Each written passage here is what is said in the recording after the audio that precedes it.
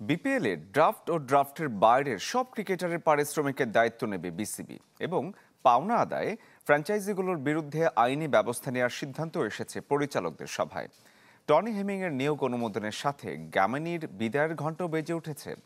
NCL থেকে বিলুপ্ত হচ্ছে ঢাকা মেট্রো, যোগ হবে ময়মনসিংহ। নারী ফুটবলার ঋতুপর্ণার বাড়ি বানিয়ে দেবে ক্রিকেট বোর্ড। দীর্ঘ ৫ ঘন্টার বৈঠক। মেলবোর্নে তখন মধ্যরাত পেরিয়েছে। সেখান থেকে যোগ দিয়েছিলেন সভাপতি আমিনুল ইসলাম, ৬ পরিচালক সশরীরে ঢাকায়, বাকিরা অনলাইনে। দীর্ঘ এজেন্ডা আর প্রথমবার সব ডিপার্টমেন্টের কাজের অগ্রগতি ও বাধা জানতে গিয়েই এত দেরি। বিপিএল নিয়ে ইভেন্ট ম্যানেজমেন্ট প্রতিষ্ঠান ঘোষণার কথা থাকলেও আরও কিছুটা সময় নিতে চায় বোর্ড। তবে সিদ্ধান্ত হয়েছে ক্রিকেটারদের আগের আসরের পাওনা পরিশোধের। ডাইরেক্ট সাইনিং প্লেয়ারগুলি তাদেরটা এবং এই কিছু কিছু পেমেন্ট আমরা আমাদের কাছে যেটুক আছে সেটা দিয়ে দিবই, আর প্লেয়ারদের টাকাও আমরা কিছু দিয়ে দিব, পরে ওদের ইয়ের থেকে রিয়েলাইজ করে নিব। প্রথম আসর থেকে এখন পর্যন্ত যাদের পাওনা বাকি তাদের বিরুদ্ধে আইনি ব্যবস্থার কঠোর অবস্থানে বোর্ড, তবে নাম জানাতে আপত্তি।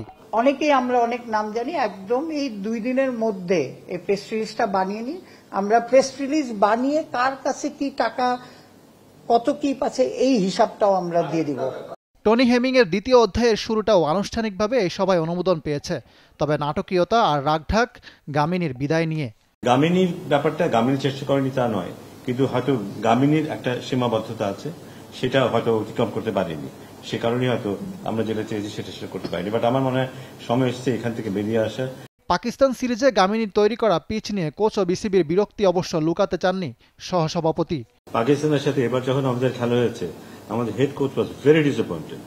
তবে অস্বীকার করেছেন তার বিরুদ্ধে সাবেক পরিচালক খালেদ মাহমুদ সুজনের অভিযোগ।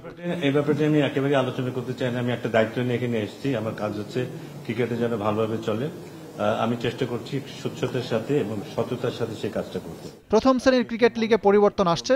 এনসিএল টি-20তে খেললেও 4 দিনের টুর্নামেন্টে ঢাকা মেট্রোর পরিবর্তে যোগ হবে ময়মনসিংহ।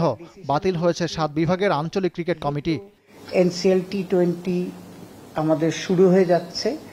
এইখানে একটা টিম আছে আমাদের ঢাকা মেট্রোপলিস, সেটার জায়গায় এনসিএল 4 ডেতে আপনার এই ময়মনসিংহ ডিভিশন খেলবে।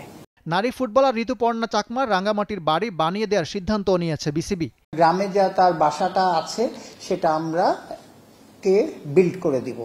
ইকরাম হুসাইন, চ্যানেল 24, ঢাকা। ওইটা নিয়ে আমরা বাংলাদেশ ক্রিকেট বোর্ড